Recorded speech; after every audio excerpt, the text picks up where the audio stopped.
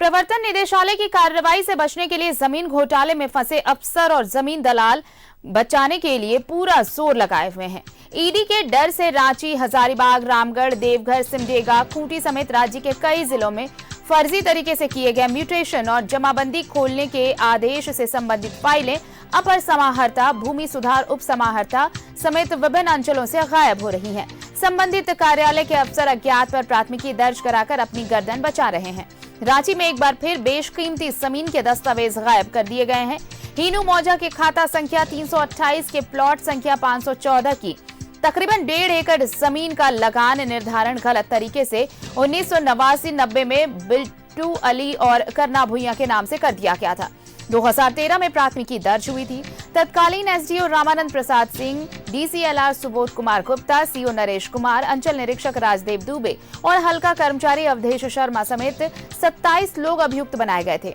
जांच आगे बढ़ी तो दस्तावेज गायब हो गए। सदर सीओ अमित भगत ने 8 सितंबर को कोतवाली थाने में अज्ञात पर केस दर्ज कराया है। नामकुम अंचल के बरगावा मौजा की चाय बागान की 100 एकड़ से अधिक जमीन से जुड़े रिकॉर्ड अपर समाहर्ता भू हदबंदी के कार्यालय से गायब हो गई थी। नामकुम अंचल के मौजा बरगावा के खाता नंबर 221 के प्लॉट नंबर 128, खाता संख्या 125 के प्लॉट संख्या 9, खाता संख्या 124 के प्लॉट संख्या 10, खाता संख्या 215 के प्लॉट संख्या 121, 123, 125 से संबंधित रिकॉर्ड गायब हो गए हैं और रिकॉर्ड गायब होने के मामले में अपर समाहर्ता भू हदबंदी कार्यालय में मामला दर्ज कराया गया है।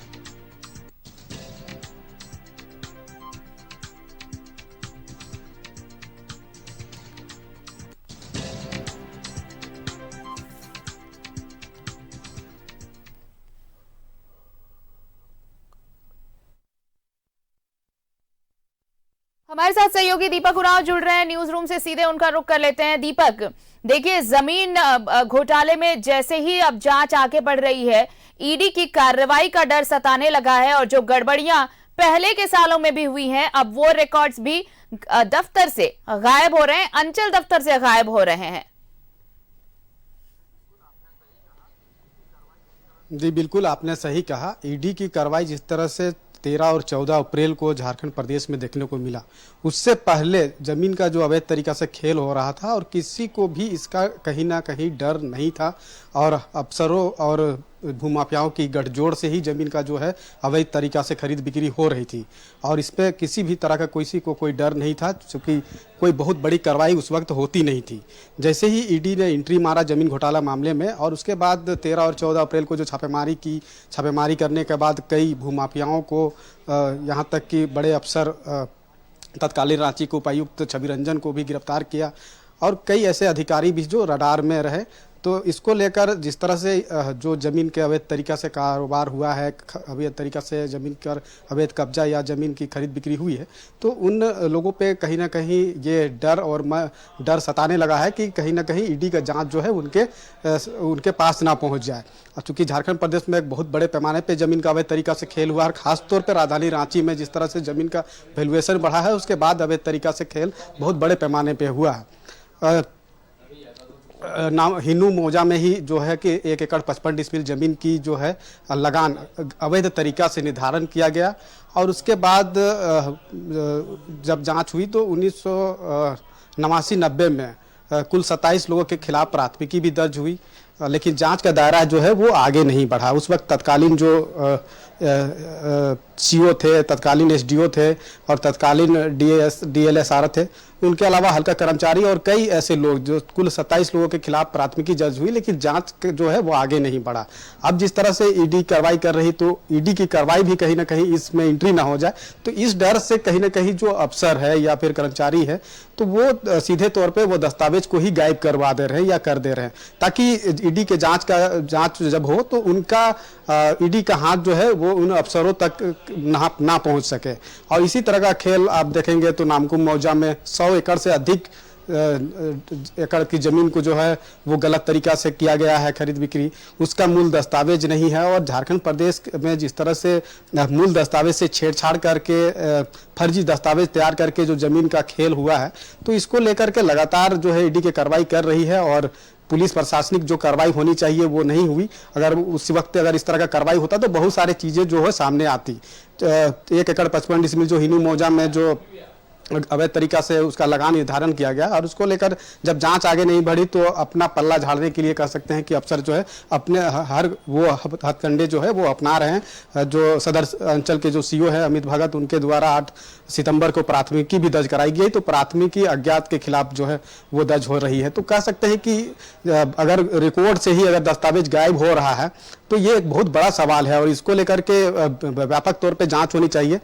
और जब यहाँ पे जो अफसर जो जिनकी जिम्मेवारी होती है अगर उन्हीं की गठजोड़ से अगर इस तरह का खेल होता है तो जाहिर सी बात है कि जमीन सुरक्षित नहीं होगा। लेकिन ईडी पे भरोसा होना चाहिए, क्योंकि ईडी जिस तरह से ये कार्रवाई की है 13 और 14 अप्रैल को, और इसमें कई लोगों को गिरफ्तार करके सलाखों के पीछे भेजने का काम किया है, चाहे बड़े व्यवसायी हो, चाहे जमीन की खरीद बिक्री करने वाले भूमाफिया हो या फिर अफसर हो, तो इन लोगों को सलाखों के पीछे जाना पड़ा है। तो जाहिर सी बात है कि ईडी की कार्रवाई अगर आगे बढ़ेगी तो और भी कई ऐसे जो अवैध तरीका से खरीद बिक्री करने के खेल में रहे हैं, चाहे वो अफसर है चाहे कोई भी है, तो वो भी जो है ईडी के रडार में आ सकते हैं। यही वजह है कि डर उनके मन में सताने लगा है और जो मूल दस्तावेज है, जो फर्जी तरीका से जो दस्तावेज या डीड नोटिशन तैयार किया गया है, तो उसका रिकॉर्ड ही सीधे तौर पर गायब किया जा रहा है और अवैध अज्ञात के खिलाफ जो है प्राथमिकी दर्ज की जा रही है। जबकि रांची में ही देख रहे होंगे कि जिस तरह से जमीन के अवैध तरीका से खेल में जो है खूनी संघर्ष भी हो रहा है, कई जमीन कारोबारियों की हत्या भी हो रही है, पुलिस इसको लेकर शिकंजा भी कस रही है। जिस तरह से अभी हाल के दिनों में हुआ है,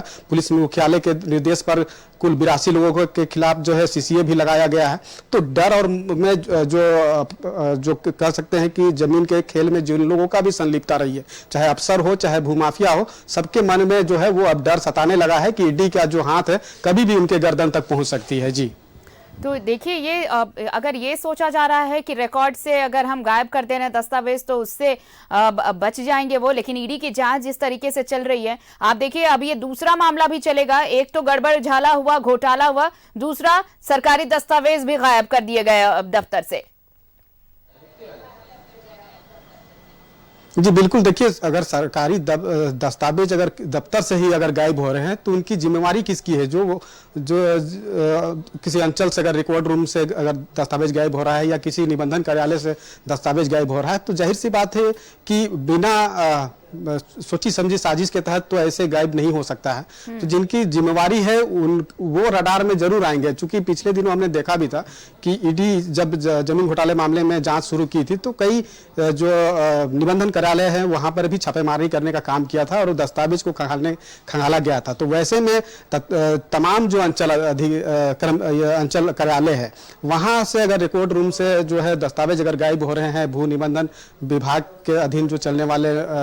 निबंधन कार्यालय है वहां से अगर दस्तावेज गायब हो रहे हैं, तो ये बहुत बड़ा सवाल है। और ईडी अगर जांच इस दायरे में अगर ले करके आती है, जो चीजें अभी सामने आ रहा है, मूल दस्तावेज जो है वो गायब हो रहे हैं, तो जाहिर सी बात है कि अगर ईडी की जांच होगी तो तमाम बहुत सारे ऐसे अफसर होंगे, चाहे आप तत्कालीन सीओ हो, तत्कालीन एसडीओ हो या फिर तत्कालीन के जो हल्का कर्मचारी उस वक्त जो तैनात थे या काम कर रहे थे, तो वो लोग रडार में आ सकते हैं। और यही वजह है कि अफसरों को, कर्मचारियों को बचाने के लिए जो मूल दस्तावेज है उसके कहीं ना कहीं वो गायब किया जा रहा है। लेकिन ईडी की अगर जांच होगी तो बहुत सारी चीजें सामने आएगी और कई ऐसे लोग जो इस खेल में संलिप्त रहे हैं उनकी वो भी ईडी के रडार में आएंगे, जांच का दायरा बढ़ेगा, कई लोग सलाखों के पीछे भी जा सकते हैं। जी चलिए, तो अब ये देखना होगा कि एक तो मामला जमीन घोटाले का और दूसरा अब कि उस घोटाले से बचने के लिए दस्तावेज ही गायब कर दिए जा रहे हैं। अब प्राथमिकी दर्ज हुई है और जब खुलासा होगा तब कई और चौंकाने वाले तथ्य सामने आ सकते हैं। बहुत बहुत शुक्रिया दीपक तमाम बातचीत के लिए आपका।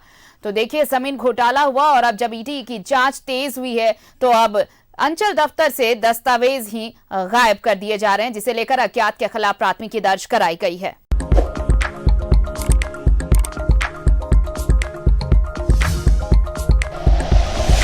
Like and share videos, subscribe करें हमारा चैनल और प्रेस करें बेल आइकॉन। न्यूज़ 11 भारत, सच है तो दिखेगा।